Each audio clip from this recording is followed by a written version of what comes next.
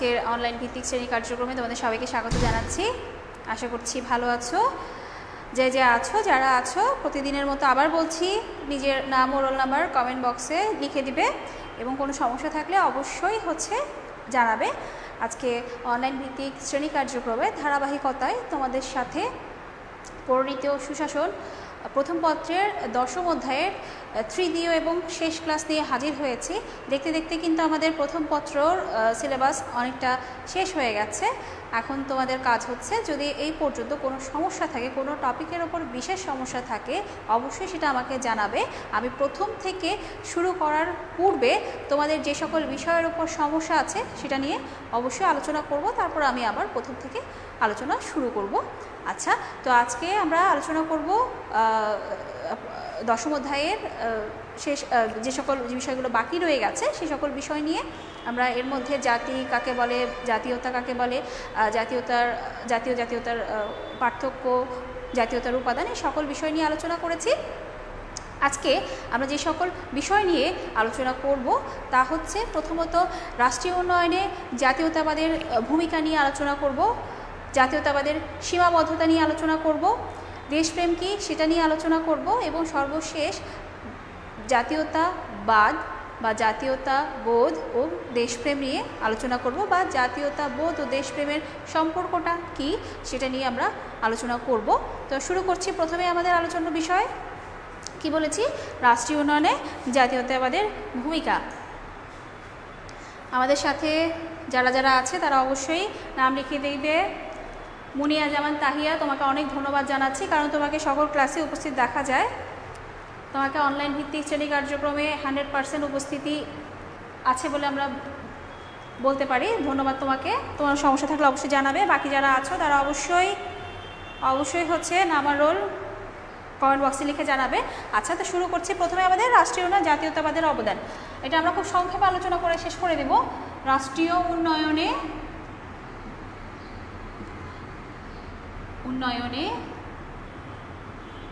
জাতীয়তাবাদের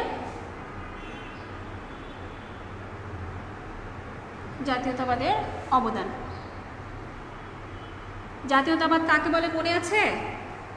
জাতীয়তাবাদ কাকে বলে? জাতীয়তা কাকে বলে? জাতীয়তা থেকে সৃষ্টি হয় জাতীয়তাবাদ। যখন একটি জাতীয়তা, আমরা গতদিন পড়েছি, জাতীয়তা হচ্ছে এক ধরনের মানসিক অনুভূতি, যে অনুভূতি একটি নির্দিষ্ট জনগোষ্ঠীর মধ্যে একাত্মবোধ সৃষ্টি করে, তাই হচ্ছে আমাদের জাতীয়তা। আর এই জাতীয়তা বা জাতীয়তাবোধ থেকে সৃষ্টি হয় আমাদের জাতীয়তাবাদের। জাতীয়তাবাদ হচ্ছে নিজ জাতির প্রতি ভালোবাসা, নিজ জাতির মানুষের প্রতি ভালোবাসা, এবং যেই সকল উপাদানের ভিত্তিতে হচ্ছে জাতীয়তাটা গড়ে উঠেছে সেই সকল উপাদানের উপর শ্রদ্ধা জ্ঞাপন করা। জাতীয়তাবাদ একটি রাষ্ট্রের উন্নয়নে খুবই গুরুত্বপূর্ণ, কারণ জাতীয়তাবোধ সাথে যখন দেশপ্রেম যুক্ত হয় তখনই সৃষ্টি হয় জাতীয়তাবাদের। আমি কিন্তু বলেছি জাতীয়তাবাদ হচ্ছে নিজ জাতির প্রতি ভালোবাসা বা স্বজাতির প্রতি ভালোবাসা। ভালোবাসাটা কখন আসে? যখন তার মধ্যে দেশপ্রেম জাগ্রত হয়। তাই রাষ্ট্রীয় উন্নয়নে জাতীয়তাবাদের গুরুত্ব অপরিসীম। সর্বপ্রথম যে গুরুত্ব সেটা হচ্ছে জাতির সর্বাঙ্গীন বিকাশে সহায়ক। জাতির সর্বাঙ্গীন বিকাশে সহায়ক। সর্বাঙ্গীন মানে সামগ্রিক বিকাশে সহায়ক। যখন একটি জনগোষ্ঠী জাতীয়তাবোধে বা জাতীয়তাবাদে উদ্বুদ্ধ হয় তখন কিন্তু তার মধ্যে দেশপ্রেম জাগ্রত হয়, আর তখন তার মধ্যে দেশপ্রেম জাগ্রত হলেই কিন্তু সেই জনগোষ্ঠী রাষ্ট্রের অর্থনৈতিক, সামাজিক, রাজনৈতিক সকল প্রকার উন্নয়নে মনোনিবেশ করবে, যার মধ্য দিয়ে রাষ্ট্রের সামগ্রিক উন্নয়ন সাধন করা সম্ভব হবে। তারপর হচ্ছে গণতন্ত্রকে এগিয়ে নেওয়া। জাতীয়তাবাদ গণতন্ত্রকে এগিয়ে নিয়ে যায় বা গণতন্ত্রকে অগ্রসর করে। গণতন্ত্রকে অগ্রসর করা কীভাবে? গণতন্ত্রকে অগ্রসর করে, জাতীয়তাবোধ হচ্ছে এক প্রকার ঐক্যের ধারণা, ঐক্যের অনুভূতি বা একাত্মবোধের ধারণা। যখন একটি জনগোষ্ঠীর মধ্যে একাত্মবোধ সৃষ্টি হয় তখন স্বাভাবিকভাবেই তারা হচ্ছে অন্যান্য যে সকল জনগোষ্ঠী আছে তাদের অধিকার নিশ্চিত করতে বা গণতান্ত্রিক অধিকারগুলো বাস্তবায়ন করতে কাজ করে, যার ফলে একটি রাষ্ট্রের গণতান্ত্রিক ব্যবস্থাটাকে বা গণতন্ত্রটাকে অগ্রসর করে নিয়ে যায় আমাদের জাতীয়তাবাদ। তারপর রাষ্ট্রকে স্থায়িত্ব প্রদান, রাষ্ট্রকে স্থায়িত্ব প্রদান করে জাতীয়তাবাদ। কিভাবে? জনগণ সকলের মধ্যে একতা সৃষ্টি হয় বা একতা বোধে উদ্বুদ্ধ হয়, তখন কিন্তু তারা রাষ্ট্রে যে সকল আইন কানুন আছে, নিয়ম নীতি আছে, তার প্রতি একাত্ম প্রকাশ করে, তার বা রাষ্ট্রে বিদ্যমান আইনের প্রতি কোনো দ্বিমত পোষণ করে না, যার ফলে কিন্তু রাষ্ট্রের যে রাজনৈতিক ব্যবস্থাটা আছে সেটা স্থিতিশীল থাকে। আর যখন রাষ্ট্রের ব্যবস্থাটা স্থিতিশীল থাকবে তখন রাষ্ট্রটাও কিন্তু স্থায়ী হবে। যখন রাজনৈতিক ব্যবস্থা অস্থিতিশীল হয়ে যাবে তখন কিন্তু রাষ্ট্রের স্থায়িত্ব নিয়ে প্রশ্ন আসবে বা রাষ্ট্রের স্থায়িত্ব সংকটাপন্ন হয়ে যাবে। তাই জাতীয়তাবাদ রাষ্ট্রকে স্থায়িত্ব প্রদান করে। এরপরে যে গুরুত্বপূর্ণ কাজ জাতীয়তাবাদ করে তা হচ্ছে উন্নত সাহিত্য যে আছে, রাষ্ট্রের যে সাহিত্য, যে উন্নত সাহিত্য সংস্কৃতির সহায়ক বা সাহিত্য দেশের বিদ্যমান সাহিত্য ও সংস্কৃতিটাকে উন্নত করে। কিভাবে? যখন একটি জাতির মধ্যে বা একটি জনগোষ্ঠীর মধ্যে একাত্মবোধ থাকে তখন কিন্তু তারা একই সংস্কৃতির প্রতি একমত পোষণ করে বা একই সংস্কৃতি পালন করে এবং একই সংস্কৃতির ওপর গর্ববোধ করে, যার ফলে হচ্ছে তারা এই যে বিদ্যমান যে সংস্কৃতি ব্যবস্থাটা আছে সেটাকে উন্নত করতে চায় এবং অন্যদের থেকে পৃথক করতে চায়। তাই রাষ্ট্রের বিদ্যমান সংস্কৃতিটাকে উন্নত করার পেছনেও কিন্তু জাতীয়তাবাদ গুরুত্বপূর্ণ ভূমিকা পালন করে। এছাড়া এই সকল কার্যাবলীর মধ্য দিয়ে রাষ্ট্রের সার্বিক কল্যাণ সাধনের ক্ষেত্রে কিন্তু জাতীয়তাবাদ গুরুত্বপূর্ণ ভূমিকা পালন করে। আমি এর আগেও বলেছি জাতীয়তাবাদ নিয়ে আমরা ভূমিকা নিয়ে বেশি একটা আলোচনা করব না, আমরা এর পরে তাই সরাসরি চলে যাচ্ছি জাতীয়তাবাদের সীমাবদ্ধতা। জাতীয়তাবাদের সীমাবদ্ধতা,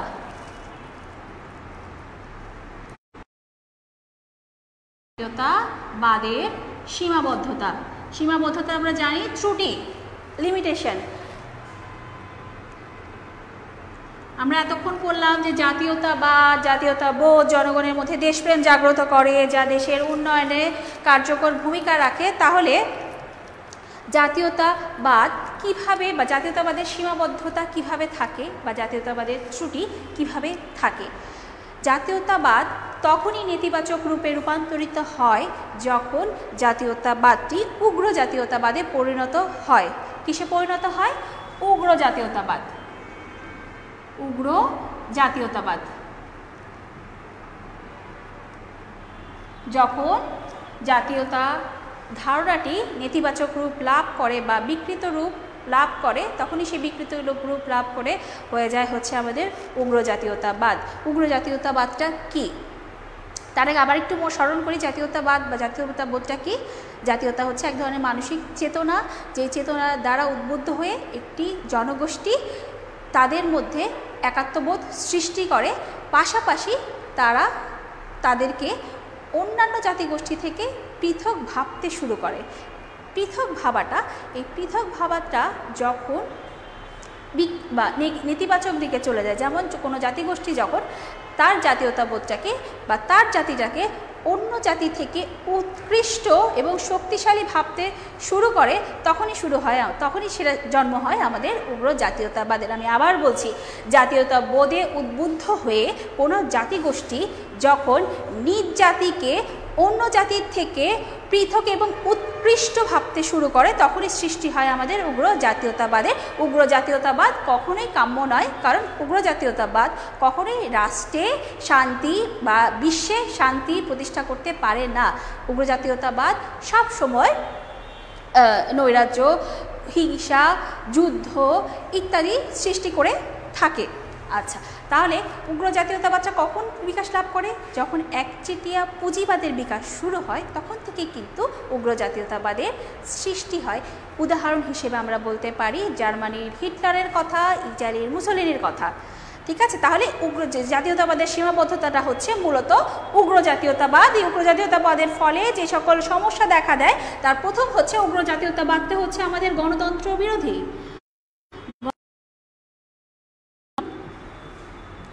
গণতন্ত্রের ভ্রাতৃত্ব, এই উগ্র জাতীয়তাবাদ সেই সাম্য স্বাধীনতা ভ্রাতৃত্বের বিরোধী বা পরিপন্থী। কেন? যখন কোনো জাতির মধ্যে উগ্র জাতীয়তাবাদ সৃষ্টি হয় তখন সে অন্য জাতিকে বা তার অধীন অন্য কোনো জাতিকে তার অধিকার থেকে বা তার সাম্য স্বাধীনতা থেকে বঞ্চিত করে, যার ফলে উগ্র জাতীয়তাবাদ গণতন্ত্র বিরোধী বলে আখ্যায়িত করা হয়। তারপর উগ্র জাতীয়তাবাদ হচ্ছে মানবতা বিরোধী। মানবতা বিরোধী। উগ্র জাতীয়তাবাদ মানবতা বিরোধী। কেন উগ্র জাতীয়তাবাদ মানবতা বিরোধী? উগ্র জাতীয়তাবাদে উদ্বুদ্ধ হয়ে যে জাতি বা যে জাতির মধ্যে উগ্র জাতীয়তাবাদ দেখা যায় সেই জাতি কিন্তু সবসময় মানবতা বিরোধী কার্যকলাপে লিপ্ত হয়। আমরা যদি উদাহরণ হিসেবে দেখি, আমাদের পার্শ্ববর্তী দেশ মিয়ানমারে এক শ্রেণী বৌদ্ধ জনগোষ্ঠী উগ্র জাতীয়তাবাদের কারণেই কিন্তু সেই রাষ্ট্রে অবস্থিত মুসলিম রোহিঙ্গাদের ওপর অত্যাচার, যেটা সম্পূর্ণরূপে মানবতা বিরোধী। তাহলে উগ্র জাতীয়তাবাদ হচ্ছে একটি মানবতা বিরোধী কার্যকলাপ বা মানবতা বিরোধী। তারপর উগ্র জাতীয়তাবাদ কি করে? সাম্রাজ্যবাদ সৃষ্টি করে।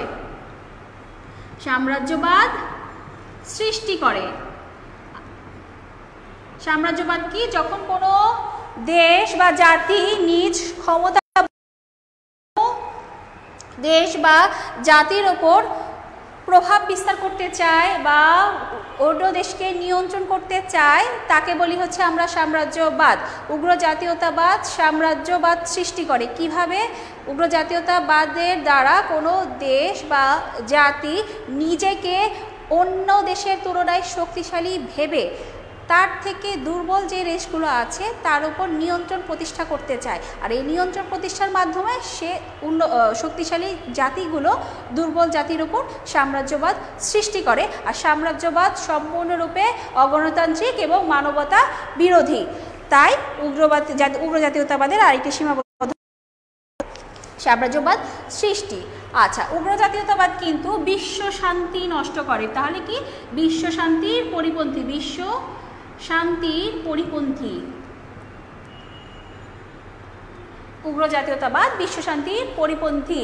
উগ্র জাতীয়তাবাদে উদ্বুদ্ধ হয়ে যে কোনো জাতি নিজেকে অন্য জাতির তুলনায় শক্তিশালী ভেবে অন্য রাষ্ট্রের সাথে যুদ্ধ লিপ্ত হতে পারে। আর যুদ্ধ সংঘাত আমরা সবসময় জানি শান্তি নষ্ট করে। আর এর মধ্য দিয়ে উগ্র জাতীয়তাবাদ বিশ্বের যে শান্তিশীল পরিস্থিতি আছে সেটা নষ্ট করে দেয়। এরপরে উগ্র জাতীয়তাবাদ অর্থনীতির সংকটের সৃষ্টি করে। অর্থনৈতিক সংকট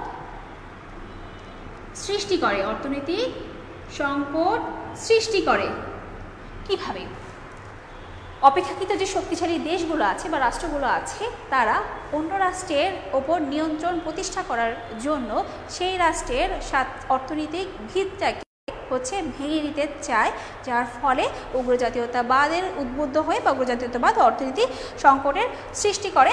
আর সর্বশেষ যেটা বলবো সেটা হচ্ছে উদ্বাস্তু সমস্যা সৃষ্টি করে।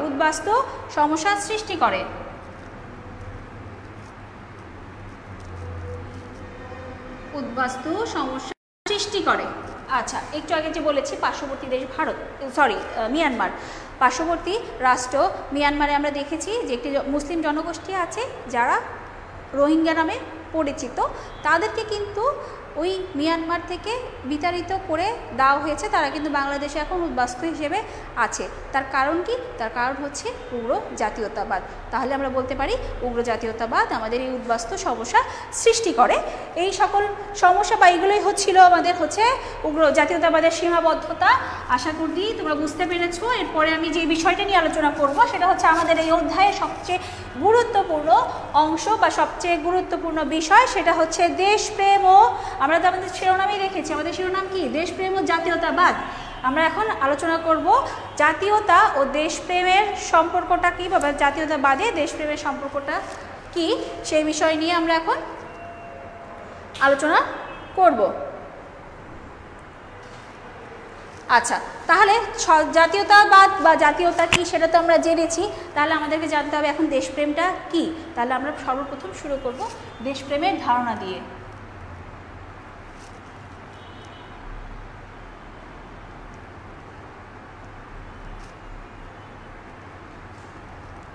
দেশপ্রেমের ধারণা দিয়ে। দেশপ্রেম কথাটির সাথে সবাই পরিচিত। দেশপ্রেম মানে হচ্ছে স্বদেশের প্রতি ভালোবাসা, নিজ দেশের প্রতি ভালোবাসা, দেশের প্রতি মমত্ববোধ, সেটা কি বলে থাকি হচ্ছে আমরা দেশপ্রেম। দেশপ্রেমের ইংরেজি প্রতিশব্দ হচ্ছে প্যাট্রিয়টিজম। প্যাট্রিয়টিজম। আচ্ছা, এই দেশপ্রেম কথাটা কিন্তু প্রাচীনকালেও প্রচলিত ছিল, মধ্যযুগেও কিন্তু এই দেশপ্রেম কথাটি প্রচলিত ছিল, কিন্তু সেটা একটু ভিন্ন অর্থে প্রচলিত ছিল। তখন দেশপ্রেম বলতে রাজার প্রতি ভালোবাসা বা আনুগত্য বোঝানো হতো, কিন্তু বর্তমানকালে সেটা বোঝানো হয় না। এই যে ইংরেজি প্যাট্রিয়টিজম শব্দটি যে অর্থে বোঝানো হয় সেটা হচ্ছে দেশকে প্রবলভাবে সমর্থন করা, দেশকে প্রবলভাবে সমর্থন করা এবং দেশকে রক্ষা করার জন্য কোনো শত্রুর মুখোমুখি বা শত্রুর মুখোমুখি হওয়ার জন্য প্রস্তুত থাকা। আমি আবার বলছি, ইংরেজিতে যে প্যাট্রিয়টিজম শব্দটি যেই অর্থে ব্যবহার করা হয় সেটা হচ্ছে দেশকে প্রবলভাবে সমর্থন করা এবং দেশকে শত্রুমুক্ত করার জন্য বা দেশকে রক্ষা করার জন্য শত্রুর মুখোমুখি হতে প্রস্তুত থাকা, এই অর্থে দেশপ্রেম কথাটি ব্যবহার করা হয় ইংরেজিতে। তো আমরা কি বলেছি, দেশপ্রেম কি? দেশপ্রেম হচ্ছে দেশের প্রতি ভালোবাসা, মমত্ববোধ, দেশের জন্য সর্বোচ্চ ত্যাগ করতে প্রস্তুত থাকাটাই হচ্ছে দেশপ্রেম। এখন কথা হচ্ছে দেশপ্রেম আমরা কিভাবে প্রদর্শন করব। কিভাবে করব? দেশপ্রেম ছাড়া কিন্তু কোনো জাতি উন্নত হতে পারে না। দেশপ্রেম হচ্ছে নাগরিকের পবিত্র গুণ। যেই রাষ্ট্র যত বেশি উন্নত, সেই রাষ্ট্রে যদি একটু পর্যালোচনা করে দেখি আমরা, সেই রাষ্ট্রের জনগণের কিন্তু দেশপ্রেম ততটাই প্রবল। দেশপ্রেমে উদ্বুদ্ধ হয়েই নাগরিক তার দেশের কল্যাণে নিজে সর্বস্ব বিলীন করে দেয়। 1971 সালে যে স্বাধীনতা সংগ্রাম হয়েছিল, সেই স্বাধীনতা সংগ্রামের পেছনেই কিন্তু ছিল বাঙালি জনগণের প্রবল দেশপ্রেম। এই যে আমরা বর্তমানে আমাদের দেশকে উন্নত করার চেষ্টায় লিপ্ত আছি, আমাদের সরকার বিভিন্ন উন্নয়নমূলক পদক্ষেপ গ্রহণ করেছে, তা বাস্তবায়ন করার জন্য আমরা প্রতিনিয়ত সহযোগিতা করে যাচ্ছি, সেটা কিন্তু আমাদের দেশপ্রেমের বহিঃপ্রকাশ। ঠিক আছে, তাই দেশকে ভালোবাসা একটি পবিত্র দায়িত্ব। দেশের সর্বোচ্চ উন্নতি আশা করলে অবশ্যই দেশকে ভালোবাসতে হবে। এখন কথা হচ্ছে দেশপ্রেম আমরা কিভাবে দেখাবো? সবসময় তো প্রাণ বিসর্জন দেওয়ার প্রয়োজন পড়ে না, পড়ে, তা কখনোই পড়ে না। তাহলে দেশপ্রেমটা আমরা কিভাবে দেখাবো? দেশপ্রেমটা দেখানোর জন্য বা প্রদর্শন করার জন্য সর্বপ্রথম দেশের প্রচলিত আইনগুলো মেনে চলতে হবে। দেশের প্রচলিত আইন মেনে চলা, দেশের প্রচলিত আইন মেনে চলা এবং আইনের প্রতি শ্রদ্ধাশীল থাকা,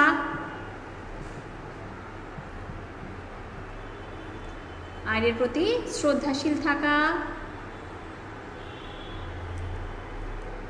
দেশীয় পণ্যকে ভালোবাসা, দেশীয় পণ্যকে ভালোবাসা, ভালোবাসা, দেশীয় পণ্যকে ভালোবাসা, তারপর দেশীয় সম্পদের সুরক্ষা করা ইত্যাদি কার্যাবলীর মধ্য দিয়ে আমরা দেশপ্রেম দেশপ্রেম প্রদর্শন করতে পারি। যেই ব্যক্তি দেশকে ভালোবাসে সে কখনোই দুর্নীতিতে লিপ্ত হবে না। যেই ব্যক্তি দেশকে ভালোবাসে সে কখনোই আইন ভঙ্গ করবে না। তাই দেশপ্রেম একটি জাতির উন্নয়নের জন্য অত্যাবশ্যকীয় একটি ব্যাপার। তবে কথা থাকে, দেশপ্রেম মানে কিন্তু নিজের দেশকে অন্য দেশের থেকে উৎকৃষ্ট ভাবা নয়। দেশপ্রেম মানে হচ্ছে দেশকে ভালোবাসা, দেশের মানুষকে ভালোবাসা, দেশের উন্নয়নে কাজ করে যাওয়া এবং দেশের প্রচলিত আইন কানুন নিয়ম নীতি মেনে চলা, তাকে বলি হচ্ছে আমরা দেশপ্রেম। এখন কথা হচ্ছে যে দেশপ্রেমের সাথে জাতীয়তার সম্পর্ক কি?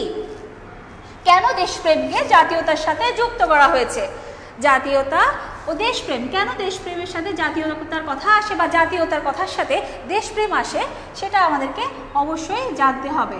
তাহলে আমাদের পরের বা এবং সর্বশেষ আলোচ্য বিষয় হচ্ছে জাতীয়তা।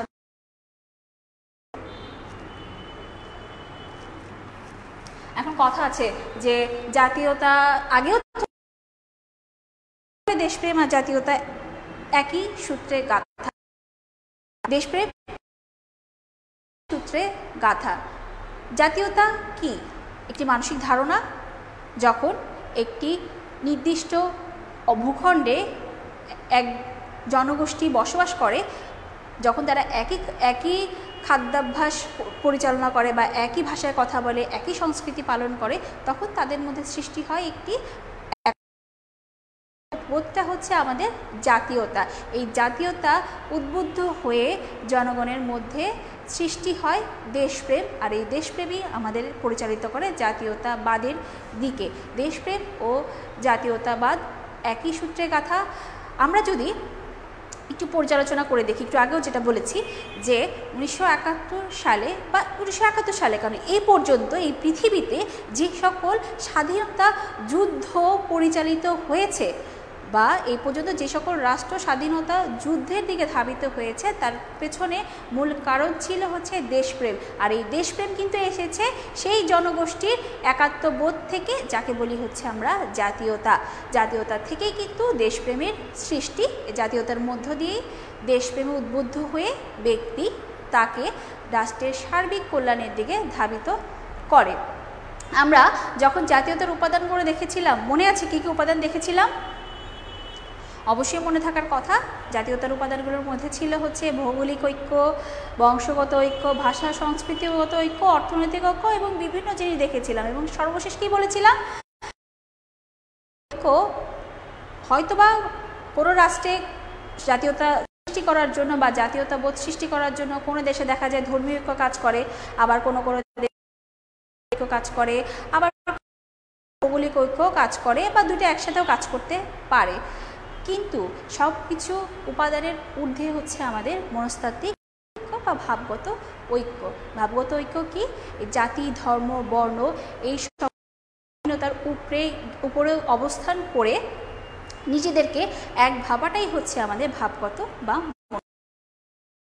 ভাবগত আর মনস্তাত্ত্বিক ঐক্য সৃষ্টি হয় দেশপ্রেমের মধ্য দিয়ে। আমরা যখন একই ভূখণ্ডে বসবাস করি, দীর্ঘদিন বসবাসের ফলে আমাদের দেশের প্রতি, দেশের মাটির প্রতি, দেশের মানুষের প্রতি ভালোবাসা সৃষ্টি হয়। সে ভালোবাসার মধ্য দিয়েই কিন্তু আমরা আমাদের জাতীয়তা বোধটাকে গড়ে তুলি। সেজন্যই বলা হয় জাতীয়তা এবং দেশপ্রেম একই সুতায় গাঁথা। আমাদের অনেক সময় অনুধাবন উচ্চতর প্রয়োগ বা উচ্চতর দক্ষতায় একটি প্রশ্ন আসে, সেটা হচ্ছে জাতীয়তা বোধ থেকে দেশপ্রেমের সৃষ্টি। লিখে রাখো, জাতীয়তা বোধ থেকে দেশপ্রেমের সৃষ্টি। জাতীয়তা বোধ থেকে দেশপ্রেমের সৃষ্টি। এটা অনেক সময় আমাদের প্রয়োগ অংশে বা উচ্চতর দক্ষতা অংশে এই প্রশ্নটা অনেক সময় এসে থাকে। ব্যাখ্যা করো।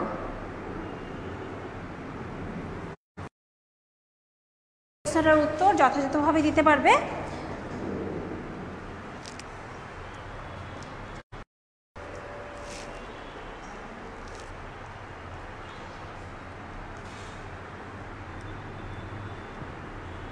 জাতীয়তা বোধ থেকে সৃষ্টি। আমি আশা করছি এই আলোচনার মধ্যে দিয়ে তোমরা হচ্ছে এই প্রশ্নটার উত্তর দিতে পারবে। তো শিক্ষার্থীরা, এই টপিকের মধ্য দিয়ে আমাদের এই অধ্যায়ের আলোচনা শেষ হচ্ছে। তোমাদের গুরুত্বপূর্ণ জ্ঞানমূলক ও অনুধাবনমূলক প্রশ্ন বলে দিচ্ছি, তোমরা একটু কষ্ট করে লিখে নিবে, ঠিক আছে? প্রথম প্রশ্ন হচ্ছে, কে প্রথম জাতীয়তার ধারণা দেন? কে প্রথম জাতীয়তার ধারণা দেন? আমরা জানি জাতীয়তার ধারণা সর্বপ্রথম দেন নিকোলো ম্যাকিয়াভেলি। এর পরের প্রশ্ন হচ্ছে জাতির সংজ্ঞা দাও। জাতির সংজ্ঞা দাও। জাতির সংজ্ঞা দাও। জ্ঞানমূলক প্রশ্ন, জাতির সংজ্ঞা দাও। আমরা প্রথম দিন পড়েছিলাম এমন একটি জনগোষ্ঠী যারা একই ভৌগোলিক একটি নির্দিষ্ট ভূখণ্ডে বসবাস করে এবং যাদের মধ্যে ভাষাগত, বংশগত, রাজনৈতিক, অর্থনৈতিক ঐক্য আছে এবং যারা স্বাধীন অথবা স্বাধীনতাকামী। এরপরে গুরুত্বপূর্ণ প্রশ্ন হচ্ছে ন্যাশীয় বা ন্যাশাস শব্দটির অর্থ কী? আমরা এর আগে দেখেছি জাতি, ন্যাশন এবং জাতীয়তা, ন্যাশনালিটি শব্দ দুটি এসেছে লাতিন শব্দ ন্যাশীয় এবং নেশাস থেকে। ন্যাশীয় এবং নেশাস দুটির অর্থই হচ্ছে জন্ম বা বার্থ। এরপরে জাতীয়তা কি এর আলোচনা করেছি, তাই আমি এখন আর বললাম না। এরপরে দেশপ্রেম কি। এরপরে কিছু গুরুত্বপূর্ণ অনুধাবনমূলক প্রশ্ন। প্রথমে আসছে জাতীয়তা বলতে কি বোঝায়? এটা তোমাদের জ্ঞানমূলক প্রশ্নেও অনেক সময় আসে, অনুধাবনমূলক প্রশ্নেও আসে। আমরা খেয়াল করব জ্ঞানমূলকে এসেছে না অনুধাবনে এসেছে।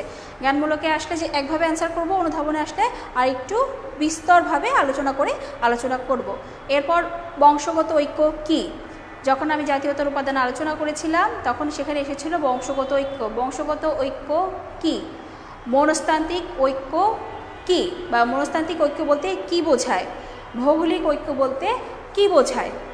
এরপরে উগ্র জাতীয়তাবাদ বলতে কি বোঝায়। আরেকটি জিনিস জাতিরাষ্ট্র বলতে কি বোঝায় আমি আলোচনা করেছিলাম, তারপরেও আমি একটু বলে দিচ্ছি। জাতীয়তার ভিত্তিতে গড়ে ওঠা প্রত্যেকটি রাষ্ট্রই হচ্ছে জাতিরাষ্ট্র।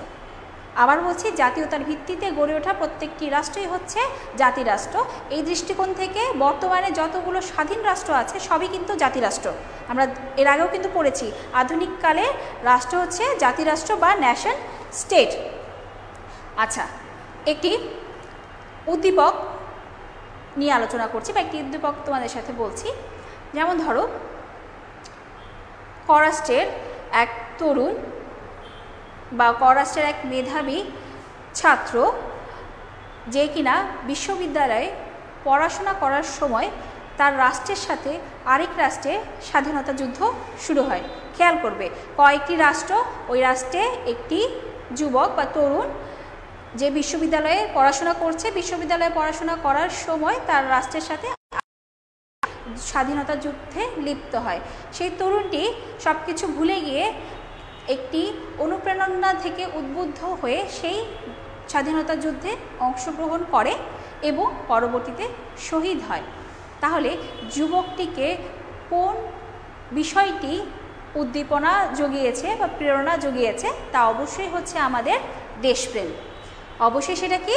আমাদের দেশপ্রেম। দেশপ্রেম থেকে উদ্বুদ্ধ হয়েই কিন্তু ছেলেটি সকল প্রকার আত্মস্বার্থর কথা বাদ দিয়ে, তার পরিবারের কথা বাদ দিয়ে, তার নিজের কথা ভুলে গিয়ে দেশের জন্য জীবন উৎসর্গ করতে রাজি হয়েছিল এবং সর্বশেষ সে শহীদ হয়েছিল। এটাই হচ্ছে কিন্তু আমাদের দেশপ্রেমের বহিঃপ্রকাশ। আর এই দেশপ্রেমটা কিন্তু সৃষ্টি হয়েছে বা জন্ম লাভ করেছে আমাদের জাতীয়তাবোধ থেকে। তো শিক্ষার্থীরা, এই পর্যন্তই ছিল আমাদের হচ্ছে দশম অধ্যায়ের আলোচনা। আমি পূর্বেই যেরকম বলে দিয়েছি, প্রথম থেকে দশম অধ্যায় পর্যন্ত কোনো টপিকের ওপর যদি তোমার খুব বিশেষ সমস্যা থেকে থাকে অবশ্যই সেটা বলবে, পরবর্তী ক্লাস সেই টপিকের ওপরই নেওয়া হবে। আজকে এ পর্যন্তই। সকলের সুস্থতা কামনা করে শেষ করছি। ভালো থাকবে, সুস্থ থাকবে। আল্লাহ হাফেজ।